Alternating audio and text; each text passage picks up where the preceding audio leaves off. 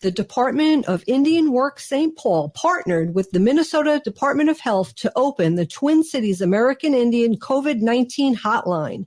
They provide information on testing sites, isolation space, vaccines, housing assistance, and food resources.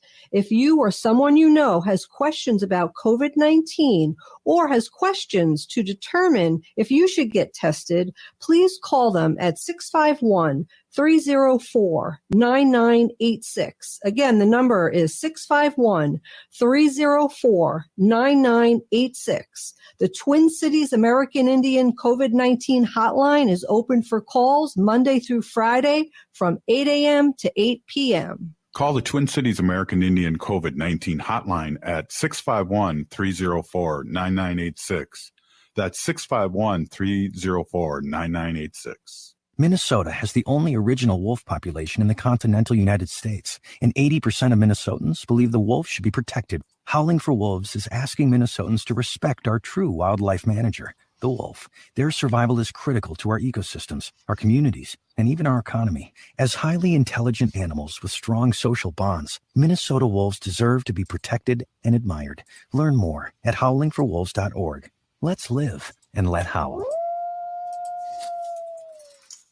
Hey Cudahy to all my friends and relatives in four directions. This is Robert Pilot of Native Roots Radio presents I'm Awake.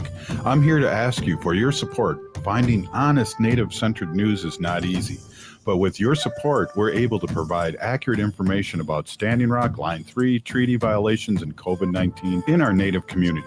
Please visit Native Roots Radio Network on Patreon and donate if you can. That's Native Roots Radio Network on Patreon. Pinigigi, and thank you for your support.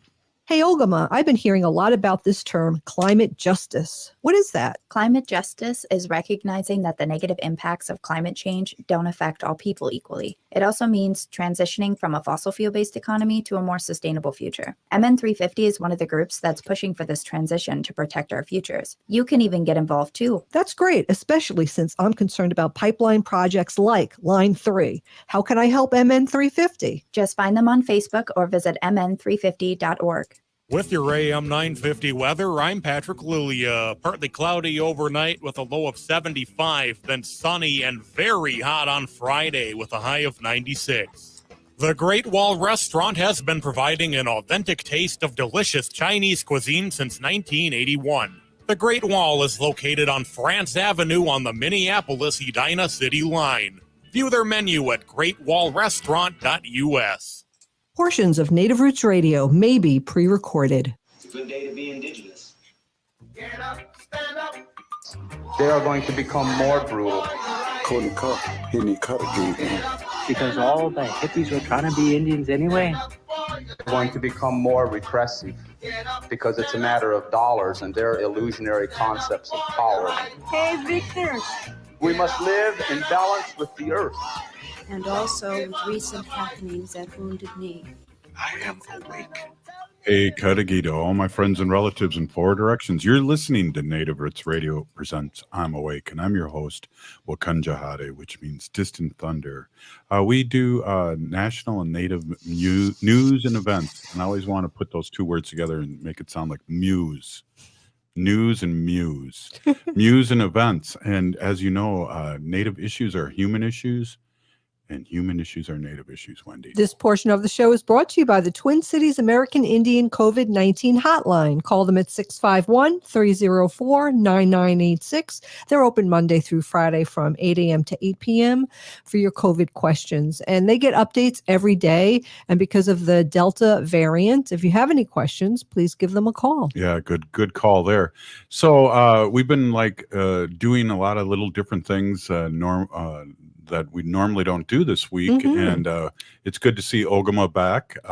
She's been up in the deep north covering what's happening. And I understand Winona LaDuke finally just got out of jail today. So I'm sure Ogama with the news will be updating us on everything. And like I say, this is one of the few places that you hear, if any place you hear the real news on in Indian country. Having trouble talking. Welcome, Ogama. Hey, Anita, everybody. Yes, Winona did just get out of out of jail today. She was arrested on Monday and was held for 3 days. Can you also hear me? Yes, we can hear you good. Oh, okay. Just double checking. So Winona LaDuke, who is the executive director of Honor the Earth, was released today from Aiken County Jail in Minnesota after spending 3 days in custody. She was initially arrested in Wadena County on Monday, but she was actually held overnight in Aiken County claiming for violating conditions of release. She was arrested with 6 others for protesting in front of a Line 3 replacement site near the Shell River in Wadena County, but then Aiken County issued a warrant for her arrest due to a charge that she received on January 9th for protesting at a Line 3 work site, and she had bail conditions to remain law-abiding. So what ended up happening is that they had appeared in front of an Aiken County judge at 11 a.m. today, and the attorney was able to discuss bail, and then they filed an amended release order for her. So again, she has to remain law-abiding and to avoid any areas of Enbridge's work site.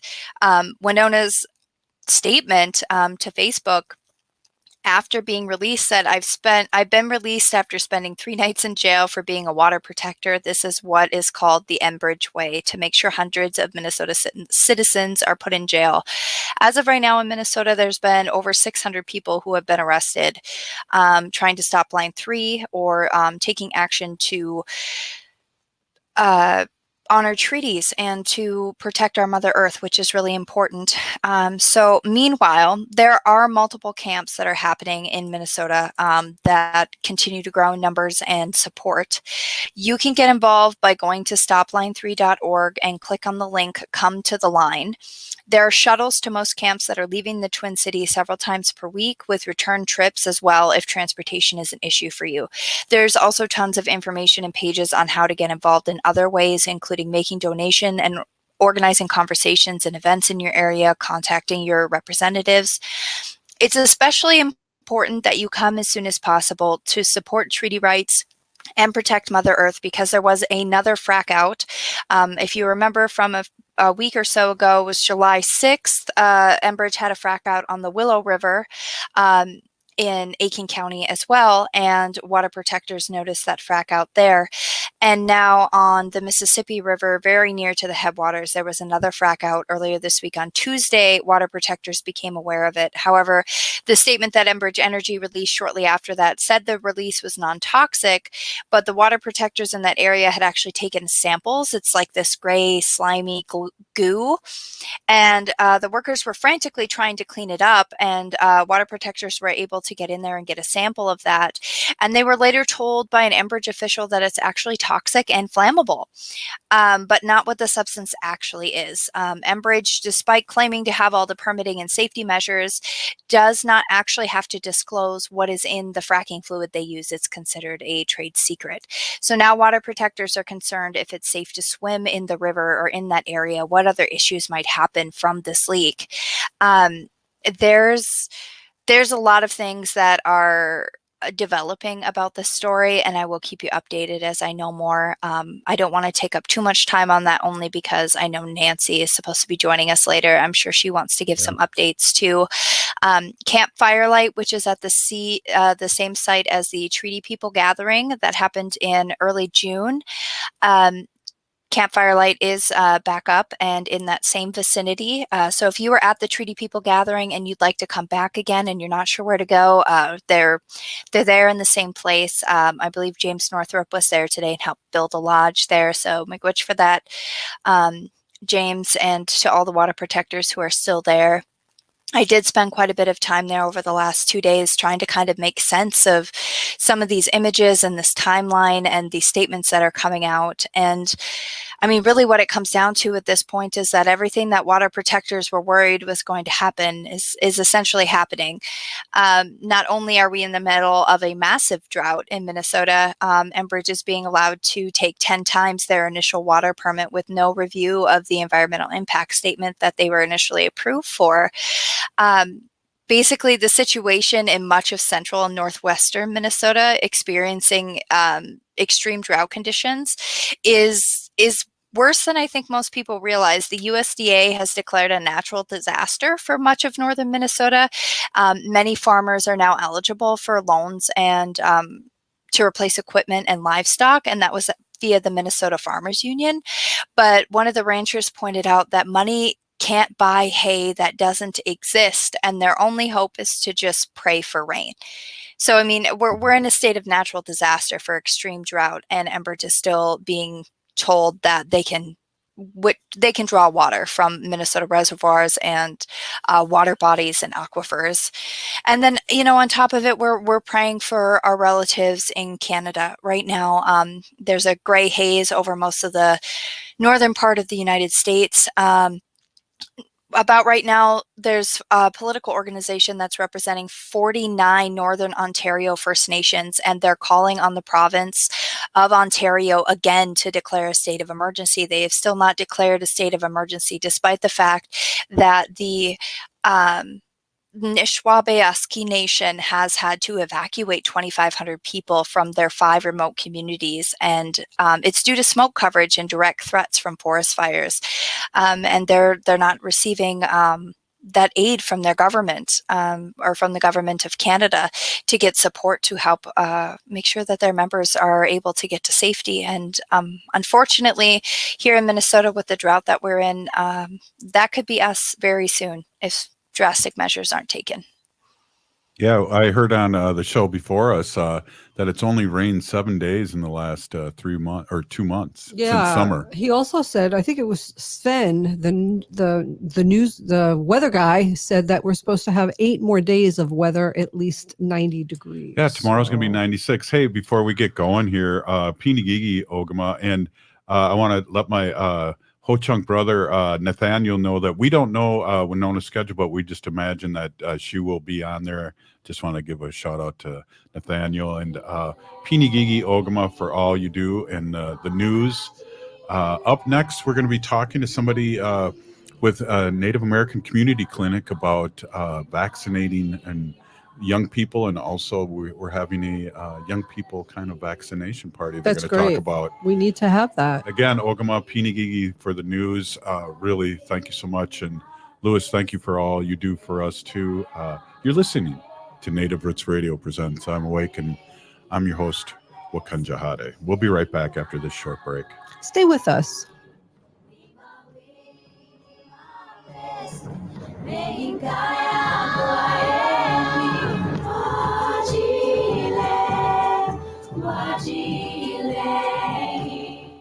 Hey, Wendy, what are we doing for dinner after the show? How about we go to J. Selby's on 169 Victoria Street in St. Paul? They have a delicious plant-based menu that's compassionate and environmentally sustainable. I'm getting their spot-on vegan Big Mac, the dirty secret. You can pick up and they deliver within a 5-mile radius, or you can call them 651-222-3263 or visit jselbys.com. Well, you sold me, Wen. Let's go order at J. Selby's tonight. I'm hungry. I heard sex trafficking happens a lot in Indian country. What is that? Here are some of the real reasons why sex trafficking happens in Indian country. Unequal gender roles that were forced on us by colonization. Communities don't have enough resources. Silence around domestic and sexual violence. Lack of attention and justice for missing and murdered Indigenous people. There's a lot of behavior that keeps our communities out of balance. These are just a few true reasons why Native communities are targeted by traffickers. When these acts of violence happen in our communities, it opens us all up for exploitation. Sponsored by the Minnesota Indian Women's Sexual Assault Coalition. Hey, Ogama, I've been hearing a lot about this term, climate justice. What is that? Climate justice is recognizing that the negative impacts of climate change don't affect all people equally. It also means transitioning from a fossil fuel-based economy to a more sustainable future. MN350 is one of the groups that's pushing for this transition to protect our futures. You can even get involved too. That's great, especially since I'm concerned about pipeline projects like Line 3.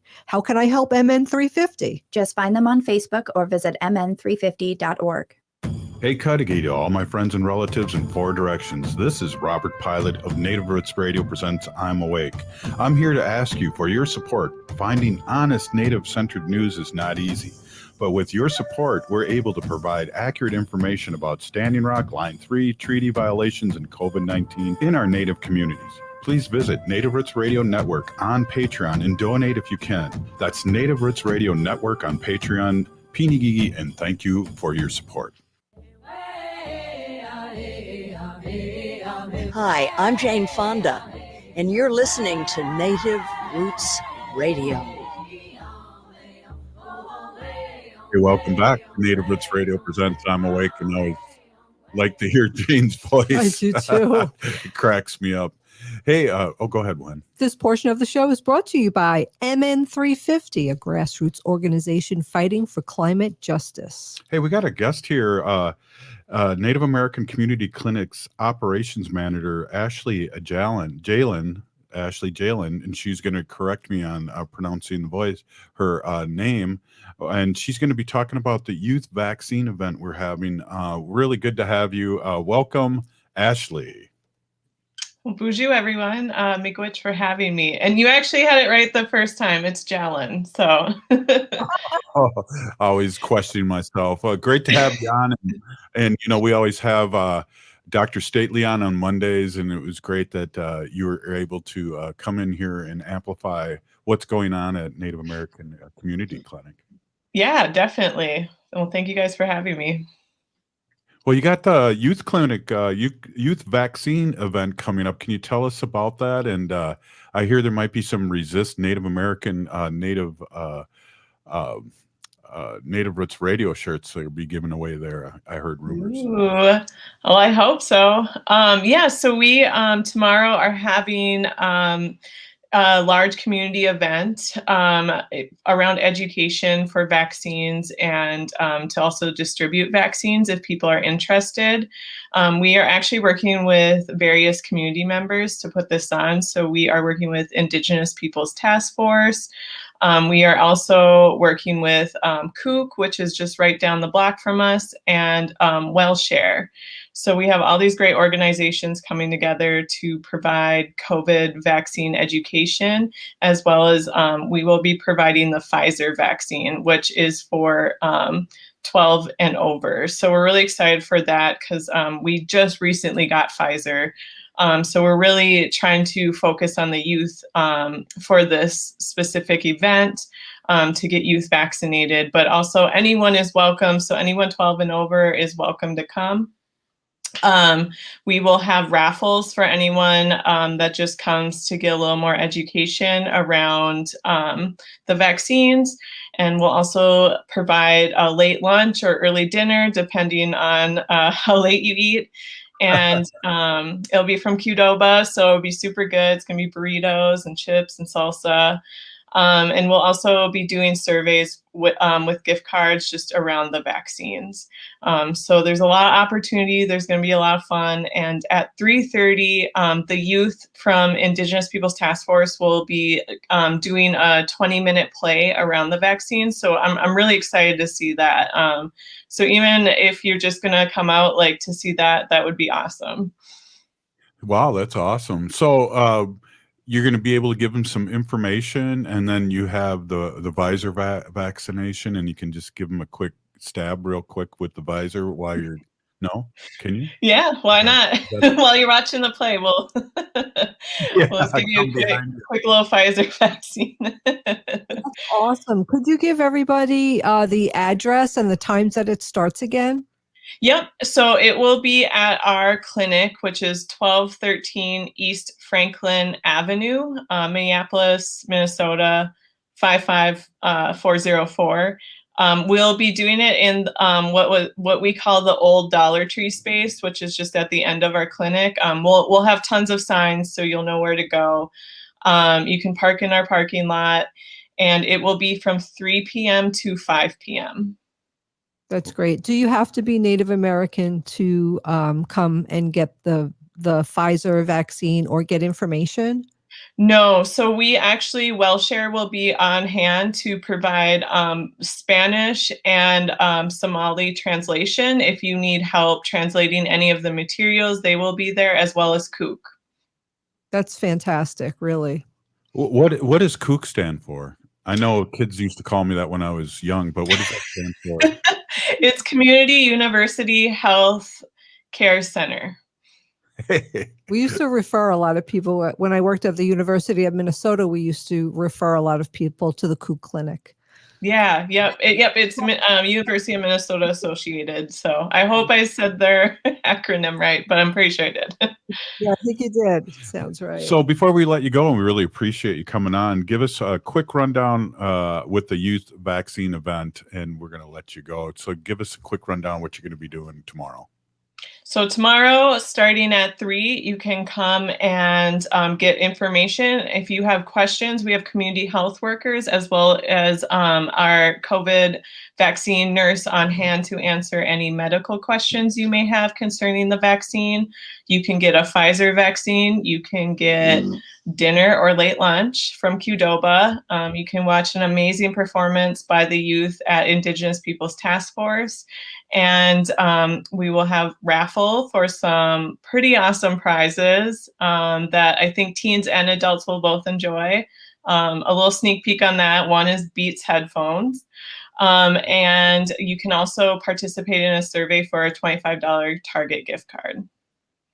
Wow, that's great. And thank you. I just got to say, Bimi'ji, Ashley, for Native American Community Clinic for doing such great work around Turtle Island and down on our corridor and in Minneapolis. And I know you, Dr. Stately, and the whole staff have been just so good to our Native community out there and taking care of us. I want to say, Bimi'ji, thank you. Miigwech, I appreciate it. Thanks for coming on. We'll talk to you soon. All Okay, right. go Wow, Wendy. Yeah, that's a great event. And you know what? Education is key. So they'll have a lot of people. And hopefully there's a lot of people who might be on the fence, right, about getting the vaccine or not. They'll go there. They'll get some education and they'll get the Pfizer vaccine. It'd be Perfect. Great. Yes. And a Resist t-shirt. And a Resist t-shirt. So, hey, we haven't talked to our friend Nancy Beaulieu of Bimi'ji 350 in a long time. Let's see what's going on, because we know with all of Ogama's reports and watching Facebook and what's happening up in the deep north, it's not been good. So we want to grab Nancy Beaulieu here for a couple segments, and we got like 3 minutes here to get going, and then we're going to give you a full segment. Nancy, welcome. Do it again. Welcome, Nancy. Bonjour, can you hear me? Yep. Yes. Yes, we can. Good, because I'm reporting live here from the LaSalle Valley here in northern Minnesota, near the Mississippi Bridge, which is close to the headwaters, and we're here to monitor Enbridge and the work they're doing, and it's been pretty intense. It's been really disheartening. Yeah, Robert, there was a frack out yesterday. And say, Nancy, could you explain to our listening audience what a frack out is and what that means? Yeah, so when they send the drill underneath through the water, or through the wetlands, I should say, to get under the river, they use a drilling, hydraulic drilling process, a horizontal drill that will go, down and through. And the drill actually hit an aquifer, and when it hits the aquifer, their drilling compound, the frack out material, is loaded with chemicals, and it's usually not a good chemical. And what we found out just today, we had an environmental scientist with us yesterday by the name of Christine Dolph, and I just spoke with a representative from the Indigenous Environmental Network, and it has been confirmed that poly-PAC-L has been found in the frack-out compound, and it is a chemical made by PolySelect. And if you go to their website, the cleanup process for polymet, or for the poly-PAC-L, you should be wearing Should be wearing some sort of a suit, I imagine. Yeah. Did we lose you, Nancy? Yeah, it looks like we lost her. Oh no, she was going to give us good information. Nancy, I think we're losing you. Go back to where you were if you're moving around. Yeah, it was crazy. Oh my gosh, that's really, really sad. I mean, just hearing her say this about the water and the aquifers and this chemical and all this goop that they're using, I just want to cry. I feel like I want to scream at the top of my lungs with frustration because nobody seems to be listening. Well, and it's funny too. I wanted to tell Nancy real quick, that we're disheartened with our politicians and that we've already started a Aaron Murphy and a Heather Keeler ticket. Oh, Ogama, welcome back. I see you're back. Can you speak on that real quick? We got a minute left. Yeah, the only thing I wanted to speak on is the same thing Wendy was saying. It's really disheartening. And, after that frack out, I came home that night and I sat down and I cried. It's really frustrating and infuriating. There's no sense of vindication. Water protectors have been saying, since Line 3's inception that this is a bad idea and that things like this were going to happen, and now they're happening, and there's no vindicated good feeling that we were right. There's just sorrow that this is happening and that this is still happening, and yet it's still not enough. Wow, no kidding. Really, and like how much do you have to scream and yell until somebody listens and does something about it, until the earth is ruined? Right, exactly. We got like 30 seconds and we might not have Nancy back. So I would like to talk just a little bit about this. And maybe, Lewis, you can talk a little bit about the article you and Wendy talked about, the horse thing, and then back to Wendy's horse segment here at the end, why she ends the show. Does that sound good as a good game plan? Sure. We're doing radio on the fly because we're really diverse. Hey, you're listening to Native Roots Radio presents I'm Awake, and we'll be right back.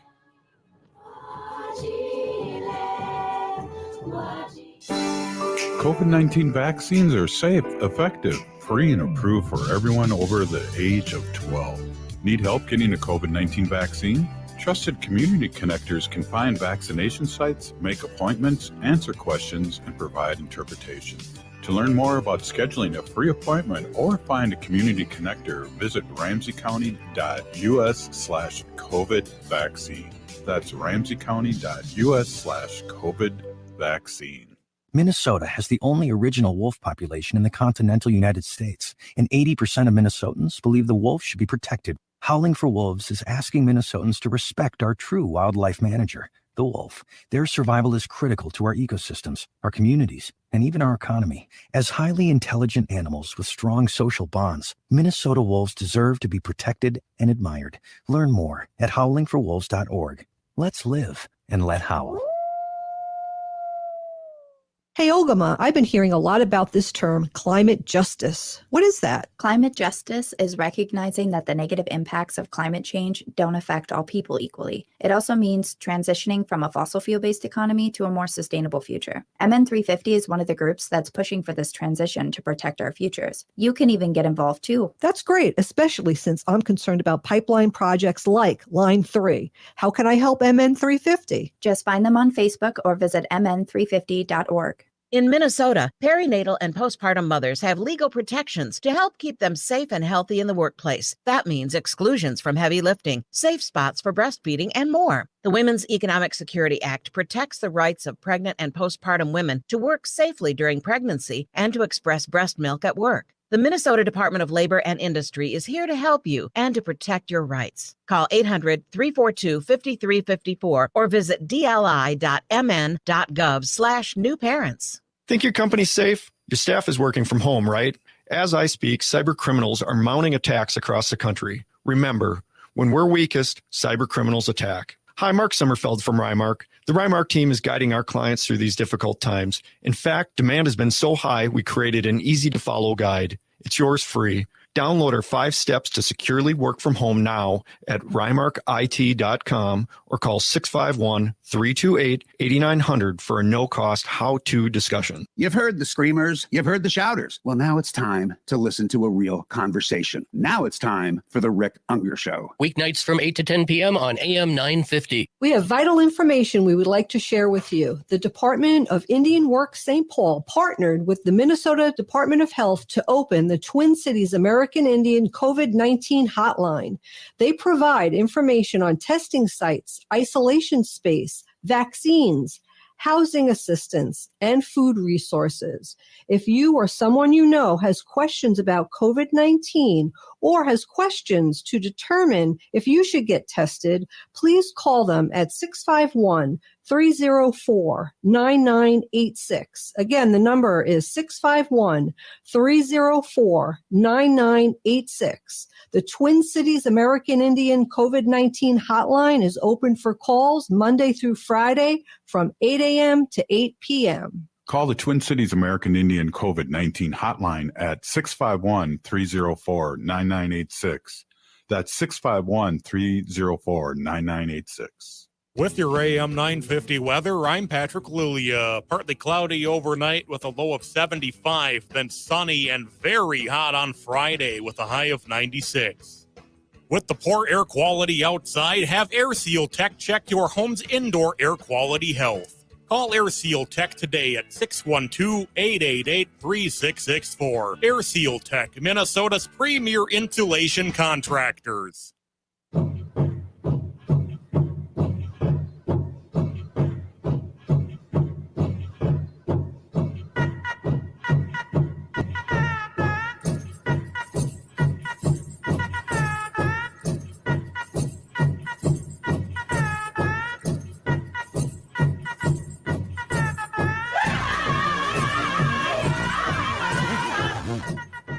Hey, welcome back to Native Roots Radio. Present I'm Awake, and I'm your host, Robert Pilot. This portion of the show is brought to you by the Minnesota Indian Women's Sexual Assault Coalition. Hey, you guys, we're back to Plan A. Nancy's on the phone.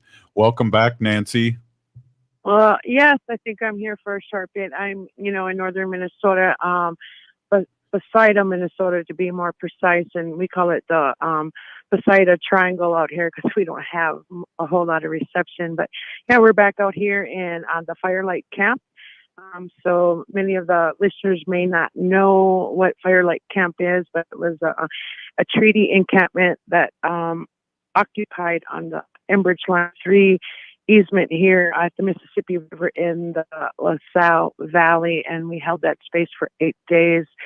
And we are back now to continue on to protect Mississippi, asserting our treaty rights. Because again, Robert, it's not a crime to protect the water.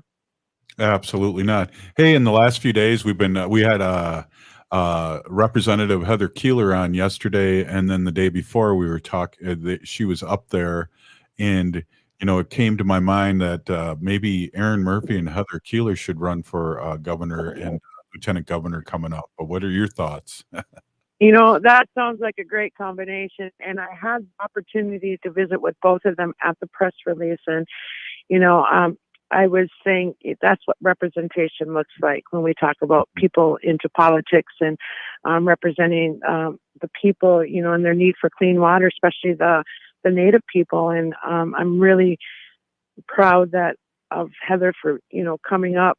Dan Jardine of the Bimi'ji City Council also came out with and spoke for protecting the water. Right. And yeah, it's great. And it's like we had her on the show yesterday, and it was just like having flashbacks of Pilot's Progressive Party and also Rock the Vote Native Style, two shows that we used to have too, that it was really good to see her energy and the power, and that she's running again. And we're behind her because she speaks her truth, and she's always been a water protector. So, and Dan was up there. He was on our show too, Nancy. It's great. So was Aaron Murphy. Yeah. Yeah. And, right. Yeah. Talking to Aaron Murphy, like I could have some hope again. And she was one of my favorite picks for governor, and she's our state senator here where we live. Yeah, in our district. I think we lost. I think we're losing Nancy again. That's really hard. I know. Oh, and she's right at the right where there's no cell phone. Right. So it's really sad. Really I can attest to that too. Robert was trying to reach me the last 2 days while I was there, and there's one spot that you can get signal most of the time, but it's not 100% of the time. And if you walk, 10 feet in either direction of that spot, you don't have any signal. So she called back. She's on the air Yeah. again. You want to hear a funny story Yeah. before we get back to Nancy? Is Sure. when we were at Standing Rock, you guys. So Standing Rock, as you all know, is no DAPL, and it was the reason why we have this show. We were fighting Enbridge, or not Enbridge, but no DAPL, Dakota Access Pipeline, and we took an RV down there, and they had blocked the internet signal everywhere. And I was up in the corner, like, on Facebook in the corner of the RV, like getting signal in this really weird place. You could only get signal on Facebook Hill.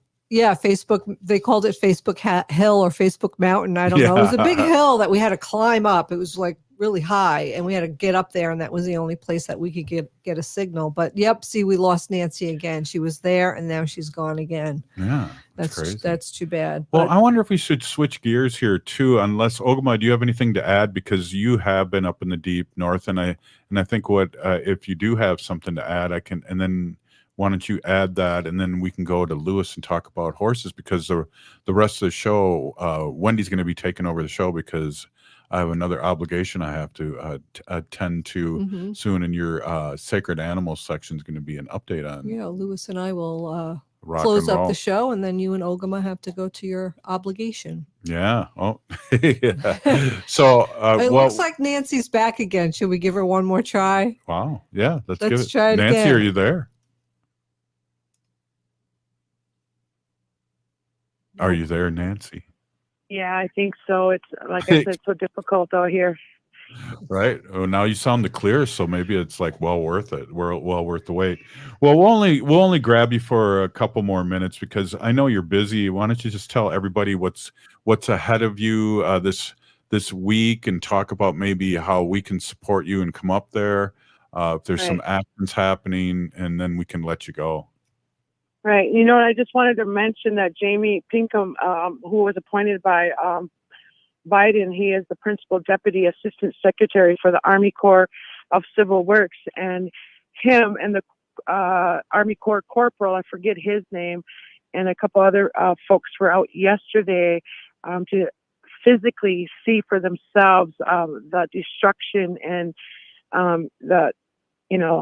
what's really going on out here, and the accountability on behalf of Enbridge, and who's supposed to be having oversight of these spills and whatnot. Because again, that frack out that happened yesterday where they busted through a aquifer, and then there are ugly chemicals that are hazardous to, and obviously it's probably to the wetland.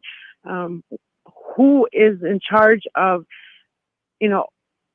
the oversight here, and who is out there actually monitoring? Because we keep asking who's monitoring this, and we're not getting any clear answers. But I think just being out here yesterday and catching them in their frack outs, because our drone guy, Ron Turney of IAN, happened to catch the frack out on the drone. And, they probably wouldn't tell us, and they didn't tell us there was not just one, but there was 3 frack outs on the Mississippi. And that's really dangerous to the wetlands and to the water that flows. So we are told at this point not to even go into the water. Yeah, it's that bad, and it's not good. And so we're asking people to come here in northern Minnesota to help protect these rivers. There's many rivers under assault right now. Our relatives up in the Red Lake Treaty Camp also need the help, and you can follow them on Facebook. And then you got us at the Firelight Encampment. And all you need to do is Google LaSalle State Park in Minnesota. And we're about 2 miles west of the state park at the bridge. We're right off the public road. You can't miss our beautiful encampment. And again, Robert, this is not a Line 3 protest camp. This is a treaty encampment. We're here to exercise our treaties, and our treaties protect our inherent right to protect the water. So we are not the trespassers. Enbridge is, and obviously they're reckless, and they don't care what they do to get that pipeline in. And so we're here to stop that, and we're asking people to come up. Right now, we're just kind of laying low for the day, but we're thinking of things of what we can do to hold space. And we got ideas, Robert, but I don't think I want to do a shout out on the radio. But if people want to join us, they can inbox us at Rise Coalition and let us know you're on the way, or if they want to know how they can help, they can send a message, and one of our folks will get back to them. Wow, perfect way to end this segment. Thank you so much, Peeny Nancy, for all you do. I mean, we talked yesterday with Bob Blake from Red Lake, and Native Americans are the last line of defense with Mother Nature, and you're doing a great job. And people go up there and join Nancy and all the people, Red Lake, and all the areas where we need support and people to say enough's enough. Right. And it's such a sense of a community. So bring your love, make sure you're self-sustainable. We do have a little support, but we ask people to be self-sustainable, bring the bug spray, the earth-friendly kind of stuff, things like that, Robert, and a feast bundle because we try not to have disposable waste. So, yeah, we encourage people to come here to northern Minnesota and help out all these camps that are out there trying to protect the beautiful water. Water is life. Perfect. Peeny Nancy. That was Nancy Beaulieu, Bimi'ji 350, Wendy.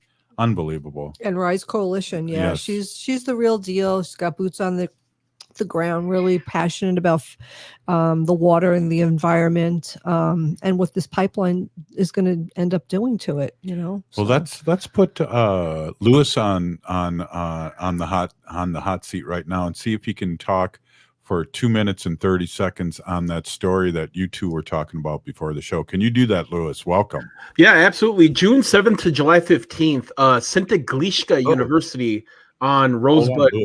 Yeah, go ahead. Why don't you introduce yourself to everybody in your in native way, and then go. Sure. Sorry. Everyone loves the Lakota, right? So yeah, how mataki api yuha chante washte nape chayuz a pillow ampetu washte wambli wakinya imachi yapilo ma ina mato witakpi tioshpae ochela shakoen lila wakan. Let's get it going. So for those that don't know, I agree with a good heart and a warm handshake. My name is Lewis Eagle Thunder. I'm a citizen of the Rosebud Sioux Nation, part of the 7-Nation Confederacy of the great Ochete Shakoan. And one thing I wanted to talk about was Santa Glishka University, known as Spotted Tail University on Rosebud, sponsored a horse and equestrian training for 30 youth on Lakota territory. And it was done by Tiwahe Glu Kini P. Tiwahe Glu Kini P basically means bringing the families back to life. It was, like I said, it was a grant program. But what important part of Shunka Wakan? We talk about Shunka Wakan, and that is horse and the spiritual nature of horsemen and treating animals with respect and our relationship to our animals, our four-legged. And the Lakota, as well as many other indigenous nations around the country, have just a special relationship to horses. And we must teach our kids, the relationship, because we have to raise children that respect our environment and respect our animals, because we have a relationship with them. They are our relation. That's how we look at them. And that is the uncolonized way of thinking. So these 30 children in Lakota land were able to, go through equestrian training, learn how to ride a horse, learn how to brush its tail, and more importantly, learn self-confidence and learn, traditional ways of horsemanship and taking care of animals. And those things go on for a lifetime of taking care of, not only yourself, but people around you in your environment. We have to raise and look at the next leaders and in our indigenous life when it comes to water protection, etc. And this is the way to do it, returning to respecting our environment. And our relatives, as you said, our relations are the ones with hooves, tails, and fins, and woodpeckers, and things like that. Up next, we're going to be Wendy's Sacred Animals section. We're really excited to listen to. You are listening to Native Roots Radio presents I'm Awake. We have vital information we would like to share with you. The Department of Indian Works St. Paul partnered with the Minnesota Department of Health to open the Twin Cities American Indian COVID-19 hotline. They provide information on testing sites, isolation space, vaccines, housing assistance, and food resources. If you or someone you know has questions about COVID-19 or has questions to determine if you should get tested, please call them at 651-304-9986. Again, the number is 651-304-9986. The Twin Cities American Indian COVID-19 hotline is open for calls Monday through Friday from 8 a.m. to 8 p.m. Call the Twin Cities American Indian COVID-19 hotline at 651-304-9986.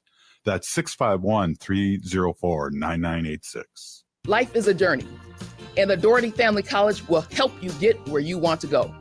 Located downtown Minneapolis, this affordable 2-year college provides free textbooks, a laptop, meals, career coaches, one-on-one mentorship, and a Metro Transit pass, making DFC the perfect pathway to a bachelor's degree. Turn your dreams into reality. Connect with a counselor today at dfc.stthomas.edu. If you're hurting in your relationship or have been affected by sexual violence, you're not alone. Strong Hearts Native Helpline can help you through these difficult and uncertain times. Strong Hearts Helpline is a free 24/7 confidential domestic dating and sexual violence helpline for Native Americans. Help is available by calling 1-844-762-8483 or by clicking on the Chat Now icon on strongheartshelpline.org. This message is sponsored by the National Indigenous Women's Resource Center. Bijou, I am Oshawashko Gijig. I'm from Red Lake Nation, and you're listening to Native Roots Radio. Welcome back to Native Roots Radio Presents I'm Awake, and I'm closing up the show today. Robert had to step out for an obligation that he has. So this portion of the show is from Howling for Wolves, Protecting Wolves for Future Generations. That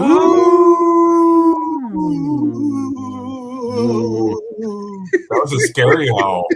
Thanks for all the crazy howls. I really appreciate it. Hey, everybody.